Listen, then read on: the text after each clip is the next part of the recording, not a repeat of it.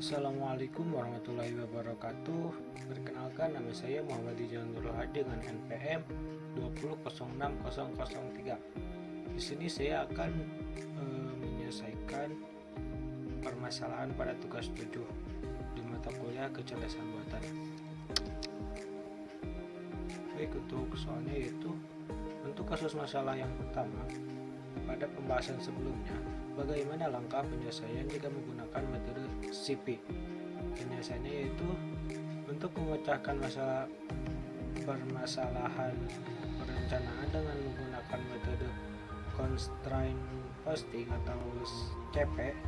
Terdapat beberapa langkah yang harus dilakukan secara rinci dan detail seperti berikut. Pertama yaitu identifikasi tujuan akhir atau goals dan batasan-batasan atau constraint-nya. Langkah pertama dalam menggunakan metode CP adalah mengidentifikasi tujuan akhir dan batasan-batasan yang harus dipenuhi. Tujuan akhir bisa merupakan situasi atau kondisi yang ingin dicapai, seperti menyelesaikan sebuah proyek atau mencapai tujuan keuangan dalam jangka waktu tertentu. Sementara itu, batasan-batasan bisa berupa keterbatasan waktu, sumber daya, atau kendala lainnya yang harus dipertimbangkan. Langsung ke metode yang kedua, yaitu representasi tujuan dan batasan dalam model matematika.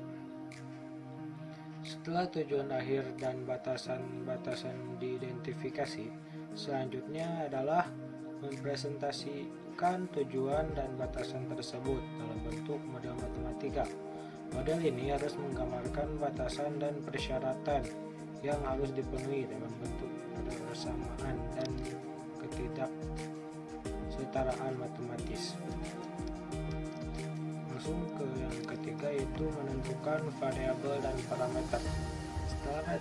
Setelah model matematika dibuat, selanjutnya adalah menentukan variabel dan parameter yang digunakan dalam model.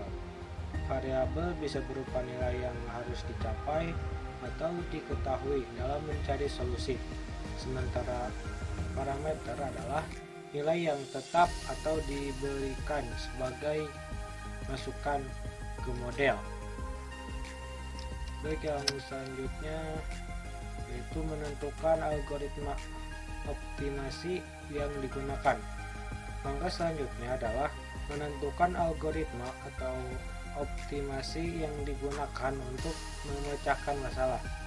Ada beberapa teknik optimasi yang dapat digunakan dalam CP, seperti algoritma pencarian lokal, algoritma pencarian global, atau algoritma heuristik. Selanjutnya ada implementasi model dan algoritma dalam solver. Langkah selanjutnya adalah menentukan algoritma optimasi yang digunakan untuk memecahkan masalah.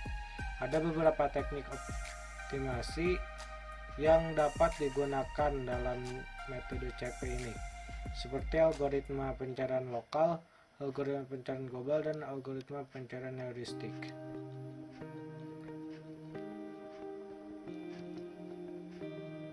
Oke, yang terakhir yaitu ada validasi dan evaluasi solusi.